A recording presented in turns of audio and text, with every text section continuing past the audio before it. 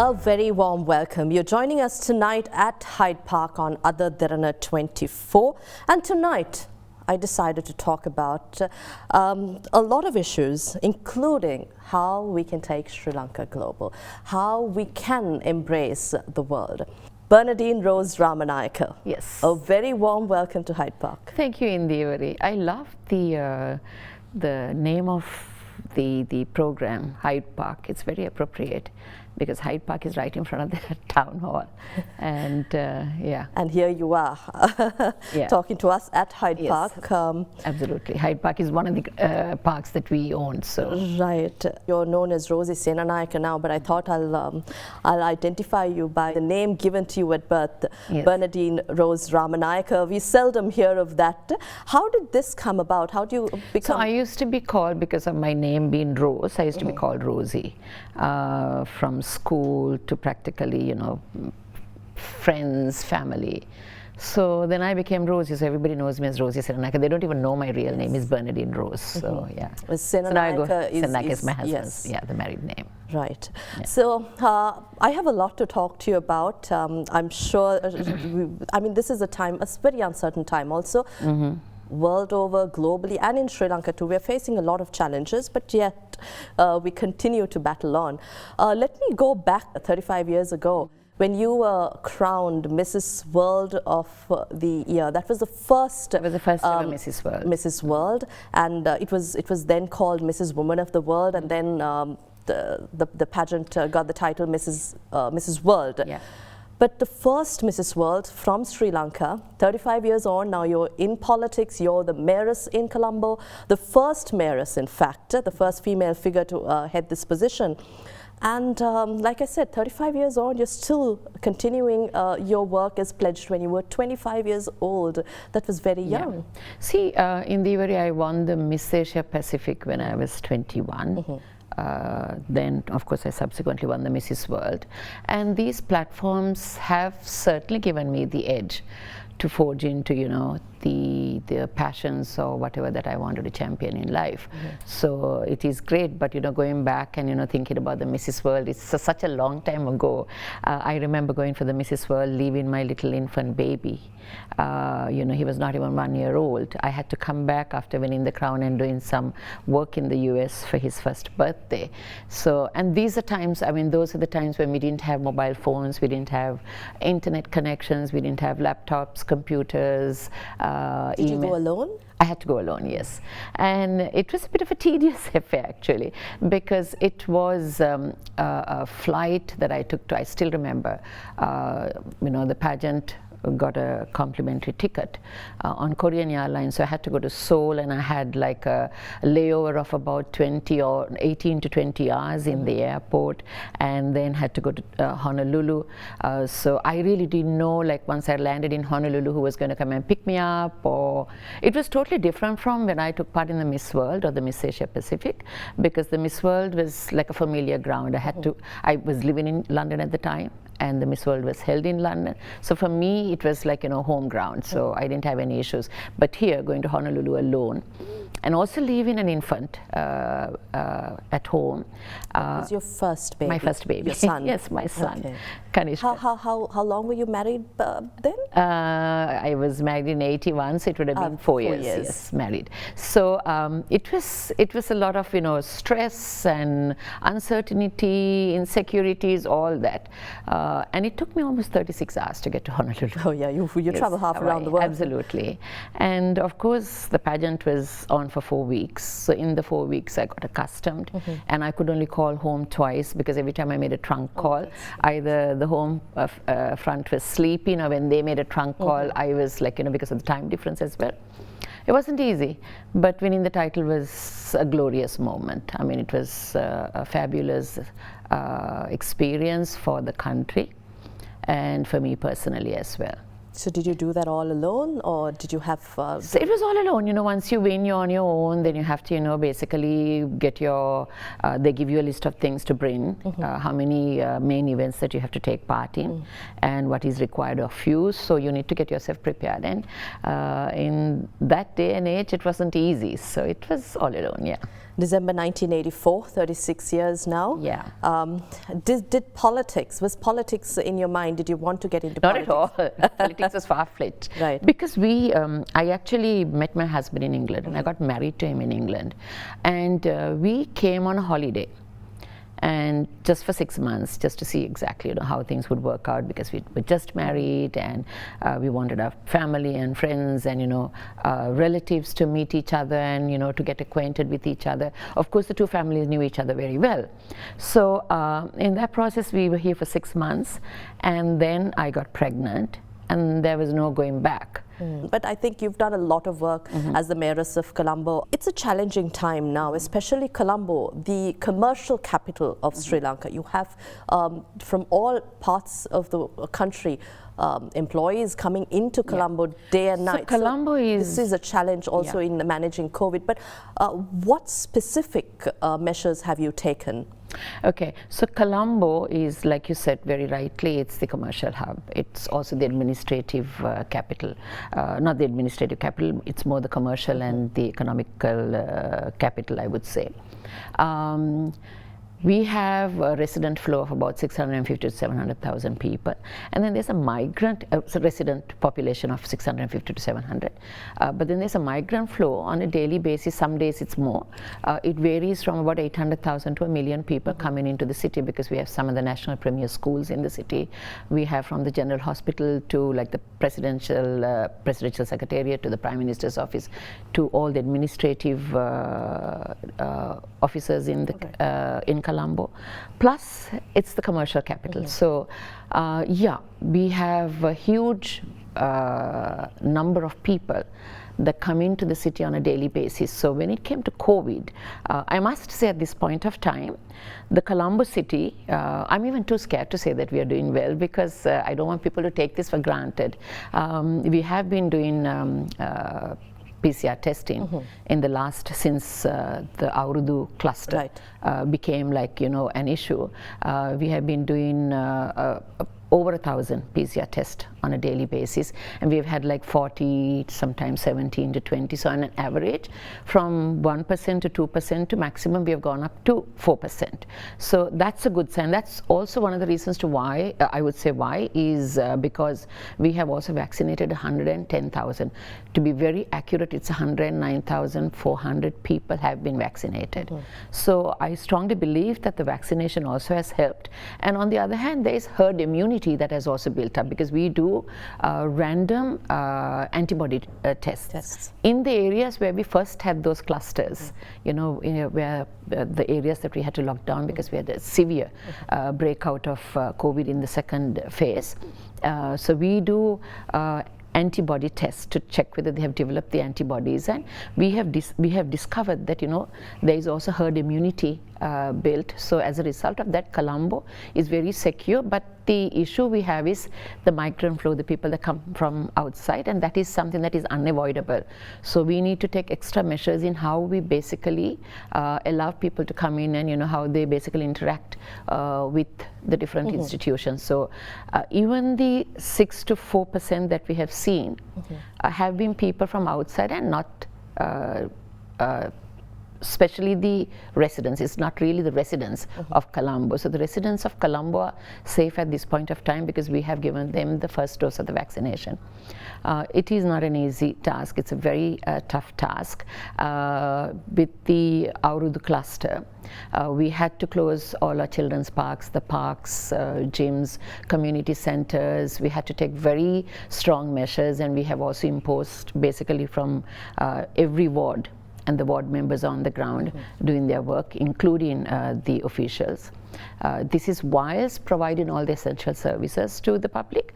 We have got them to from wearing the masks, the social distancing, sanitizing, hand washing, educating and doing advocacy with regards to how to be safe and the danger of it. On top of that, our public health department, I must say I have the best public health department in the country, starting from the head, who is Dr. Ruan Vijayamuni, to the epidemiologist, who is the Dr. Dinuka Gurugi, I have a fabulous team, from doctors to the PHIs to every health worker, including also the other essential service workers, whether it's solid waste, drainage, whether it's the fire department, practically everyone has basically come together. All departments have supported each other, including the charity department, because we give poor relief to almost 13,000 people, so that they are safe as far as their food security and things are concerned.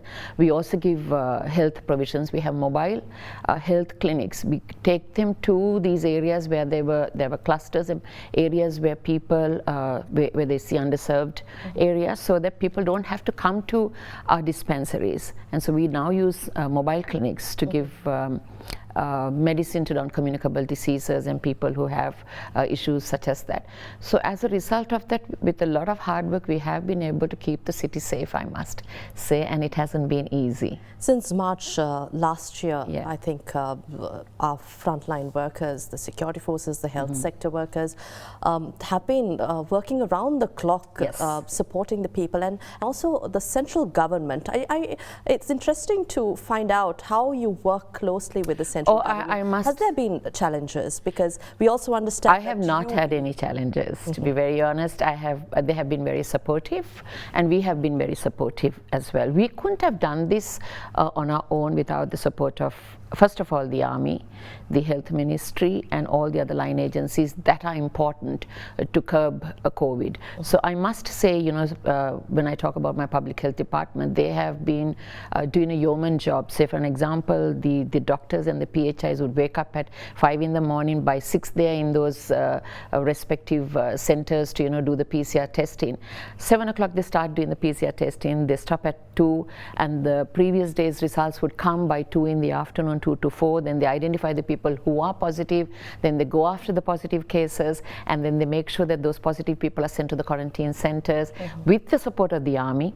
I must say all the forces at this point of time, I must also commend the Army commander for a fabulous job and the support he gave us, not only with basically doing PCR testing of basically repatriating these people to quarantine centers. Also, we had to find the first trace, the second trace, and the third trace, the contacts, the first contact, the second contact, the third contact. So those tracing was done together with the Army as well. So my PHIs, my doctors had to do the tracing after, putting the people in buses and sending them to quarantine centers.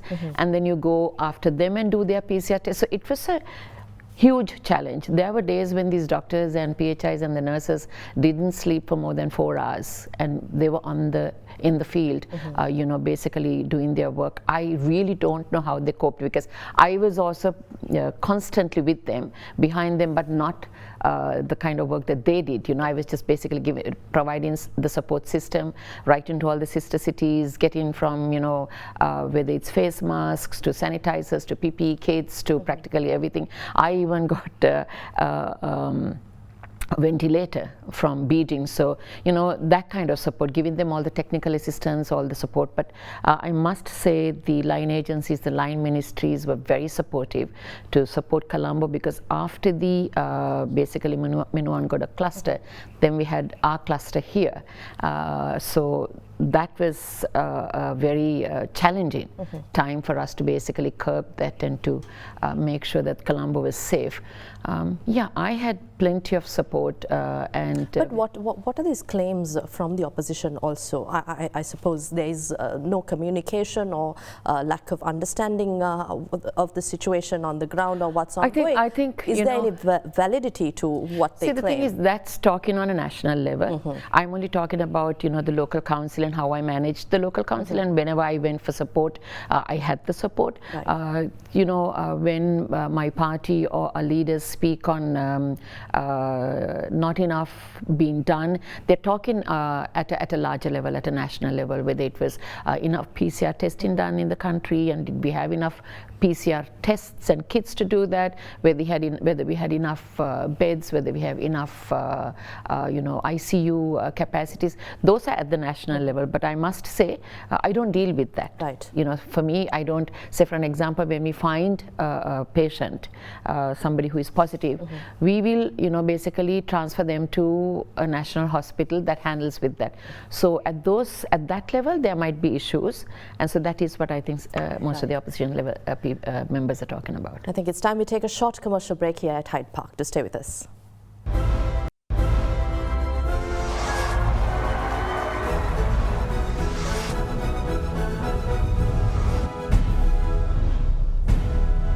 Welcome back. We're in conversation with the Mayoress of Colombo, Rosy Senanayake. I want to ask you whether you'll get back to national politics at any stage. No, that's a tricky question. I won't say it's a tricky question, actually. I don't know why I even call it a tricky question. I had made up my mind that I would not get back to national politics. Why? Because I believe that, we women have been a voice for many years, and I have very especially, I must say, if today we have 25% of women in the local councils, that is because I have basically raised the concerns of the women who have worked on the ground with regards to, taking affirmative action in order to have a balance or to have gender equality, or at least 1/3 of women in the local councils to the provincial and national level. I remember when I was in Parliament, I was not even allowed to basically table the motion. I took a private member motion asking for 30% of women in the local councils, and it was a struggle for me to even table it the next time. Of course, when it came to the committee level, it was just thrown out of Parliament. But then subsequently, when we came into power, the then Prime Minister, Honourable, I have to mention Mr. Ranil Wickremesinghe, he gave me the opportunity of basically, together with the legal secretary of the Minister of Local Government, to draft the bill. She drafted the bill. Of course, he supported us because he knew that I was very passionate about bringing the women in. So, and then he presented it into Parliament. And today we have 25%. Of course, he said 30 is too much, let's go for the 25 first. So that was passed unanimously, and we have 25% of women. That plus, I have also worked tirelessly understanding women's issues with regards to women's nutrition, their personal physical security, their livelihood issues, and in the 100-day good governance government, I was the Child Affairs Minister. But the first thing I did was, within 4 weeks, I made sure that every pregnant mother got a nutritional package of 20,000 rupees, because I understood that there were so many women, pregnant women, who were malnourished, and as a result of that, the low birth weight at birth was an increase in number, an alarming number, a number that one could not be happy about. So in order to look at those issues, because today's children, the children who are born with low birth weight, children with malnutrition, children who are stunting, children who are wasting, these numbers are numbers that I cannot comprehend for me personally as a mother, and I needed to make changes and work towards it. These apart from women's and children's issues, also the fact that the youth who are unemployed, even though they're educated, even though they have a degree in unemployment, there were so many issues, like issues with regards to Indeewari today's education system doesn't cater to the needs of the job market. I'd like to talk about that going forward, but the reason why I'm not in national politics is I felt that for almost 20 years or 25 years, I have been in the opposition, and I have been such a strong voice for the United National Party. And then when we came into power, I felt that, did we do enough? Did we fulfill the promises that we gave, or did we also fail? And then I decided that I didn't see a difference between either of them, the two major political parties, you know, and I was just thinking, am I wasting my time there?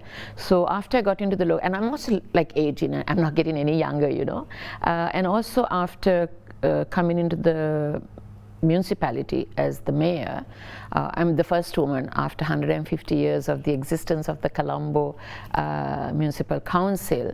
I realized there's so much to be done. I mean, people think that when we talk about Colombo that this is a very affluent city where a lot of wealthy, rich people live. No, 60% of the residents are the underserved settlements, you know, so there's so much work to be done. Talking about the underserved population, this has been a question that has been ongoing for decades now. Yeah. But what kind of solution do we have? Do we have a proper plan here? And yeah, of course, when we talk about the underserved population in Indeewari, that's my main concern. First of all, for them to have, you know, a roof above them, to have proper housing, other than, you know, the little slums that we call so-called slums. So the housing projects together with the central government, we are also doing some, plus the central government is doing projects, because we offer them the land. Right now, we are working on several housing projects with the UDA, and so there will be joint projects done by the UDA and the council.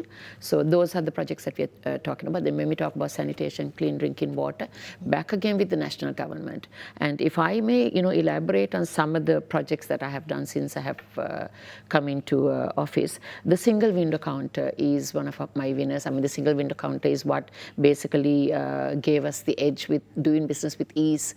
The World Bank, you know, we went up on the ease of doing business index. You know, so that's a single window. That is, if I may, because in fact I wrote them and brought in case, you know, I forget, like the certificate of ownership, street lining and building line certificates, non-vested certificates, fire clearance, drainage clearance, solid waste clearance. All these were done in different areas, and it used to take days before you could, you know, get your approvals for people. So now it is under one roof. And within 3 days, maximum 3 days. Some you can get it within 24 hours, but some would take 3 days because we need to go back and, you know, double check and come.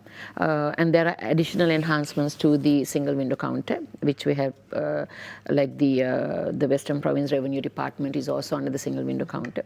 Then the waste to energy project with Atkins Spence. I mean, this is a major saving as far as, you know, the taxpayers' money is concerned in terms of present disposal cost, and also environmentally it's better. It's better environmentally. Then the sewerage, we have spent millions. The sewerage project that we are doing is with the World Bank and the ADB. The pumping stations, 6 new pumping stations are coming up in, because we will need to basically provide the utility services for the Colombo Port City as well.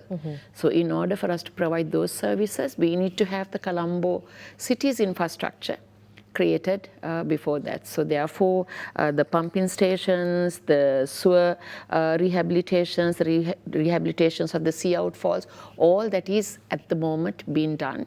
In these last couple of years, we've been working very strongly. Then the digital library. We have a multidisciplinary community center which we put up called the Buena Vista Community Center.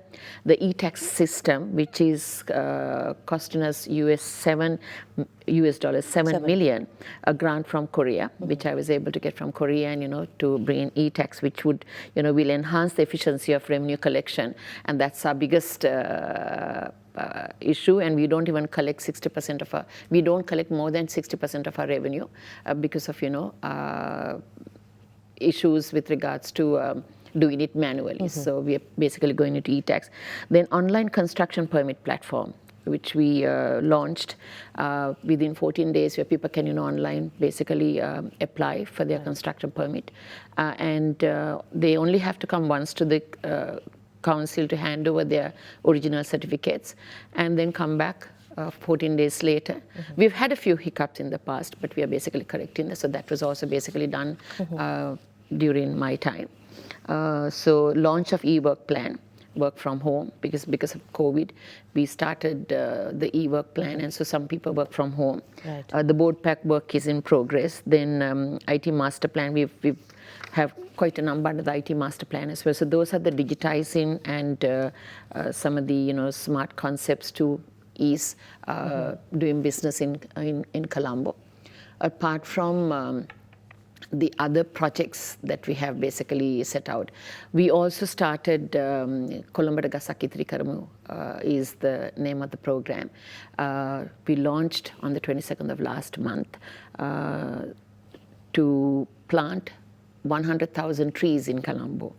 So that, we will enable to, that's one of the promises I made as well, a green Colombo. So we have basically planted about 15 to 20,000, but we are hoping to, by the end of this year, to have 100,000 trees planted, and I'm working together back again with the national government, with the environmental minister and the wild conservation ministry as well. So there's a good partnership there, and I'm hoping that, Colombo will be much more greener than what it is by the end of this year.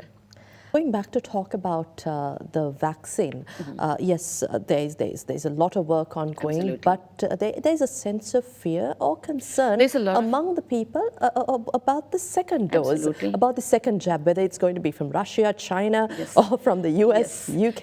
It's a good thing that you brought this up. Actually, we've done a lot of work, and like I said earlier, in Indeewari, we have been able to curb and control the COVID, the Aurudu cluster, because of the vaccine. We have almost 1/6 of the population of Colombo has got the vaccine, because we've given 110,000 vaccines to the vulnerable above 60, and then we also gave from above 30 at one point. So we need to now give the second vaccine, and there's a great concern.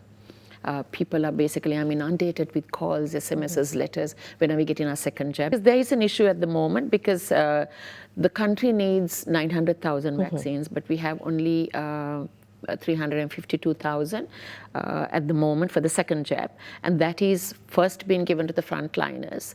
And if there's any remnant from after giving the frontliners, they can start giving the normal citizens the second jab. So we are short of 600,000, 590-something odd thousand vaccines to give the second jab of the Oxford AstraZeneca. So that is the issue we have. So right now, I must say the central government is doing its utmost to try and get it, because India had promised 600,000 vaccines, but with the situation in India, they are not in a position to basically give us the 600,000. So we've reached out to, the central government has reached out to the US, they've reached out to Canada, and I personally have reached out to, I've spoken to the Canadian ambassador, I've written to the Canadian ambassador, through the Canadian ambassador to the Canadian government, I've written to Singapore, to all the mayors in Singapore, asking to at least help the city, my city, with 110,000 vaccines. I've spoken to the Australian High Commissioner, and he was also telling me that they're helping their neighboring countries like Fiji and Papua New Guinea. And do you think we have help forthcoming? So let me finish the conversation. So he said, Rosy, but you can try, and I have now written to the Australian government through the Australian High Commissioner as well. I have also written to my mayors, my counterparts, the Melbourne Mayor, the Adelaide Mayor. I have the Sister City Network. I've written to all the Sister City networks as well. And I must also mention Mr. Mangala Samaraveera, the former finance and the foreign minister. He, in his capacity, using his personal contacts in the US to try and support the central government in getting the second jab, the AstraZeneca 600,000. And I believe that we will get it. We are not that unlucky, and I strongly believe that we will get the second dose. But I'm asking people not to panic, because research also says, I don't know, I really don't know the scientific research, but it is also been said that 12 to 16 weeks is also possible to give the second jab. But within this time, I strongly believe that the central government, I know Mr. Lalit Veeratunga is doing his utmost best. I've been in conversation with him, with Dr. Sudarshini Fernandopulle and the relevant authorities to try and get the second jab for the Colombo citizens. So this is a great concern, and we are making every effort to try and get the AstraZeneca, because we are getting other vaccines. Right. But to give the second dose of the AstraZeneca to the people who took the first dose, AstraZeneca is important, so the country is doing its best to get it. It's wonderful to hear you speak like this, because there's so much of coordination, it seems, between the office of the Mayor of Colombo and the central government, regardless of what political ideologies or party lines you subscribe to. I must say, when I spoke to several ambassadors, what they said was, I don't want to mention names, what they said was the president personally had called them. So I know the president is doing his utmost best to get the AstraZeneca for the second jab. Right. We'll take a short commercial break. We're in conversation with the Mayor of Colombo, Rosy Senanayake.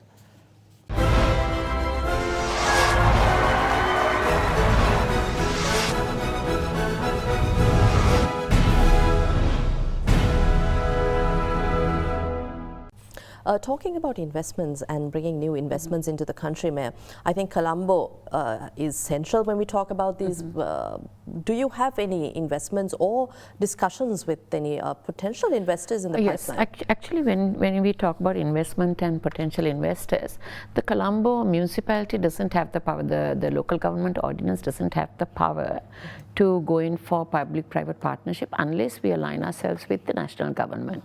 So that's one of the reasons to why even the Colpity Market project, we're doing it with the UDA, because it has to go through the national government, and then they will call for investors, and that's their job. Right. But I can basically put forward the projects, and then either it's, say for an example, some of the donor agents are, some of our major projects, the infrastructure projects are done by either the ADB or the World Bank. So those are the investments that we get from the donor agents.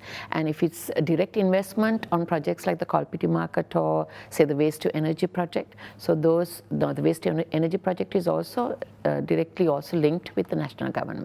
The Colpity Market also, we will have to basically align ourselves with the central government and do basically those projects. Right. But we don't have the power to have direct foreign investors, right, or big investors. There are like small projects we can call for, like tenders and go through, but not public-private partnerships to bring in big investors to do big projects. So now the Colpity Market is a big project, right, so that we have to go with the central government. We're talking about large investments coming into the country, and you're also working on new projects to transform the city of Colombo. The Port City project is something that we cannot ignore when we talk about Absolutely. it. A lot of controversy at times, and in recent times has come under media scrutiny too. From the laws to the addition of the new land and how it is being carried out, do you have any reservations about the project? See, I have reservations about the bill that was brought into Parliament with regards to the jurisdiction of the port city. But to me, I was looking forward to the port city because I remember in 2015, when the then Good Governance government came into place, they negotiated with China. And because it was given out, I mean, from what I remember, I don't know whether I'm correct, pardon me if I'm wrong, from what I remember, it was given out an outright to China on a 99-year lease, but then the then government was able to negotiate with China and basically get it back to the they made basically there was an agreement. I'm not really very clear on the nitty-gritty of the legalities of it, but the central government took control over the port city. And then they were going to basically, from what I remember, draft, the jurisdiction was going to be where the central government, together with the Megapolis Ministry and the China Harbour, who was running the port city, to have, I don't know whether it was a consortium or the same kind of commission, but on a different level, where the central government would have full control, and it would have the local jurisdictions applied to the port city as well. but it was not coming under the Colombo municipality. We will be basically providing the utility services, but it was under a different jurisdiction. But I was looking forward to it because I felt that the port city will be a state-of-the-art, in my opinion. That's how I picture the port city, one of a kind, an offshore financial capital, a proper financial capital, not what what I hear from the opposition and from various parties and various members. According to, I haven't actually read the bill that has been put into Parliament, so I cannot speak on that. But I think because the port city, when it comes up in 2025 or 2026, there's going to be a lot of job opportunities for the youth of Colombo. It has been said that from 89,000 to 100,000 job opportunities, from the financial sector to the real estate to retail to practically in every sphere of what would be operating in the port city. So I was looking forward to basically empowering our youth on vocational training and getting them ready to take on those challenges. So that was something that I was looking forward to. I felt that we also had to step up and raise, the landscape of Colombo had to change to keep up with the port city. We didn't have to look like the shabby side of Colombo. Shabby side of Colombo. We had to be in power. So that was one of the challenges that I was looking at. And this is where I was looking at the smart concepts in basically handling the Colombo city to be in par with the port city. Right. I didn't answer your first question whether I would come into national politics. So for me, this is exciting, and I feel that at least I have the liberty of making decisions with regards to at least the Colombo city and the people of the Colombo city. And since there is a huge amount of the underserved population which lacks proper housing, sanitation, clean drinking water, so these are issues of that I've been actually looking at. Apart from the technical side and the IT side, I must say we have also looked at the infrastructure of Colombo, also in keeping with the port city, whether it was the sewer lines, the wastewater, the clean drinking water. So all that are things that I have actually worked on in these last couple of years. So will you come back to national politics? I will not national politics. I might run it for another term because Indeewari, even though I had a plan when I made the promise at the beginning of my career as the mayor, I made several promises to make Colombo a green city, to make Colombo a smart city, a safe city, and economically where people will be basically thriving, and they will I would enable the women also to have livelihoods and programs of that nature. I was also looking at education for children in the city, but unfortunately I became mayor in March 2018, and then 2018 towards the end there was this constitutional crisis with regards to the Prime Minister's issue. So 3 months was wasted trying to sort those things out. Then 2019, the bomb, the Easter bomb, I'm really saddened because it affected my city, Colombo, and because of the Easter bomb also there were so many hindrances, and then of course the presidential election, and then in 2020 the COVID. So we have had so many stumbling blocks that I haven't been able to really fully engage in what I promised. So I have done a lot, but to see results it's going to take a while, and then we have a lot more to be done.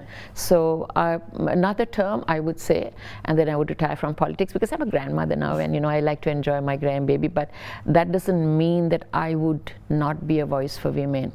I want to talk about that also. Women in politics, you have been an ardent campaigner for women's rights and women in politics, but is that enough? Do you think women being in politics itself, your voice being heard? I think earlier on in this discussion you spoke about how challenging it has been to even get your ideas across in Parliament.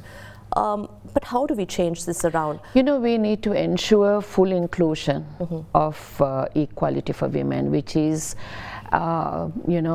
something that is lacking in this country. Women, I would say, have not had a fair shot to get ahead in this country, in my opinion. From being the first Prime Minister. See, I am an ardent fan of Mrs. Bandaranaike because the reason being, even though we are on two different ideologies and two different parties, Mrs. Bandaranaike being a homemaker, when she was thrown into becoming the Prime Minister and the world's first Prime Minister, it gives me great pride to think that, you know, she came from my country. But the way she conducted herself, how she went on doing national and international politics, the relationships she had with India, with China, and the benefits we reaped at the time. So to me, I'm an ardent fan of Mrs. Bandaranaike, even though we have you know, had the first female Prime Minister. We have had you know, a president who was a woman. You know, every issue in this country is a woman's issue, whether it is the economy, education, health, national security, you know, these are all women's issues. People don't realize that. Men think that it's only their issues. But women are also unequally and disproportionately impacted by many policies in this country. People don't realize there are policies that are unequal. And that is impacting the women of this country. So I think we need to pursue an aggressive and a comprehensive, in my opinion, a plan to further women's economic and physical security. Those are two areas that I always talk about, the economic and physical security, because the violence against women, what women face even when they go overseas, the migrant woman worker. So to ensure that, so that women can fully exercise their civil rights, you know, that is what is needed. And as an activist, I think you are the strongest position any woman in Sri Lanka can hold to be able to bring about these changes, be it education, not at least campaign. Yeah. When we talk about activism here, be it education, changes to our education system itself, or even to ensure the security of women. I'm a big fan of women as you, late Mrs. Bandaranaike, who've conducted themselves gracefully. Absolutely. And yet taken Sri Lanka's name and glory to the rest of the world. It's amazing what changes women can do. But we also talk about inequality and even the disappointment within the country because we don't see that support among women too. But how do we change this mindset, this attitude, even before bringing policy changes? We need to expressly recognize substantial equality. You know, in Indeewari, I was ousted from Parliament, even though I had worked on, like, you know, on women's issues as a minister in the 100-day government. And that was, for me, I felt that when people say, go home, it is time for me to go home, and that's why I decided I was not going to get back into national politics. But whilst I was in the Prime Minister's office as the Deputy Chief of Staff, I convened some eminent women in the field, women of the likes of Professor Deepika Udugama to Professor Savitri Gunasekara, Dr. Radhika Kumaraswamy, to, you know, I would name about 26 women, where we sat as the working committee at Temple Trees. I convened this whole thing, and I got Dr. Sudarshini Fernandopulle also as a convener, because we were from two different parties. I thought it was only balanced to have, you know, two different ideologies sitting. And we worked on the women's agenda for the Constitution, because I just heard Professor G.L. Piri saying that before the end of this year there will be a new Constitution. In that Constitution, we need to address a lot of women's issues. You know, when we talk about women's issues, you know, basically I would say ensuring positive obligations and enabling clauses requiring the state to take affirmative action to address inequality, because that's without taking affirmative action to address inequality.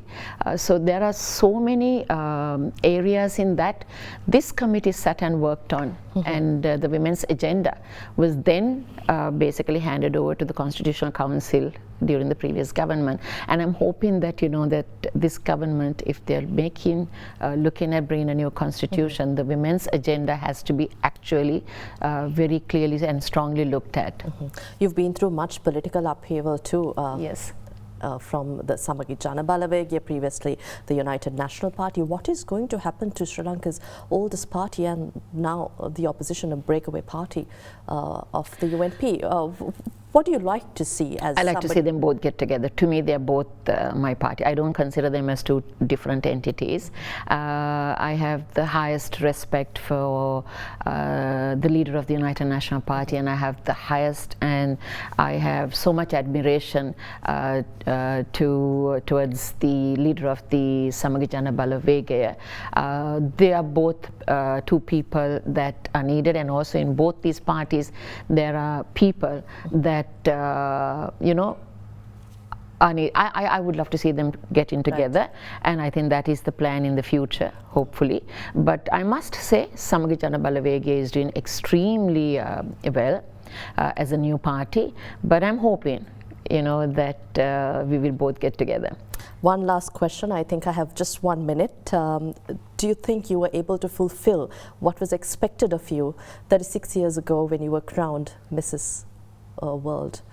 See, when you are crowned Mrs. World for that year, there are certain expectations, and I think I fulfilled it to, I mean, it was beyond to the expectations, because my relationship with the Mrs. World is still so strong that I'm like a family member to the Mrs. World group, even though it is 36 years. You were the first. I was the first Mrs. World. Yes, yes. And I spent a lot of time in the US. I traveled with them all over the world.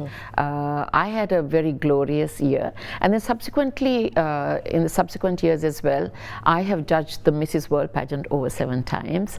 And I presume they speak very highly of Sri Lanka with your engagements since then. Yeah, because some of them didn't even know where Sri Lanka was. You know, I mean, apart from the organizers, a lot of the people sometimes in the organization also didn't know, you know, about Sri Lanka. So, yeah, I mean, they love Sri Lanka. Thank you very much for your time here. I wish I had more time to talk to you, but this is all we have at Hyde Park tonight. Thank you, Indeewari, for inviting me. We had with us the Mayor of Colombo, former parliamentarian, former Minister of Child Affairs, and former diplomat, Mrs. Rosy Senanayake, joining us at Hyde Park tonight. Thank you for watching.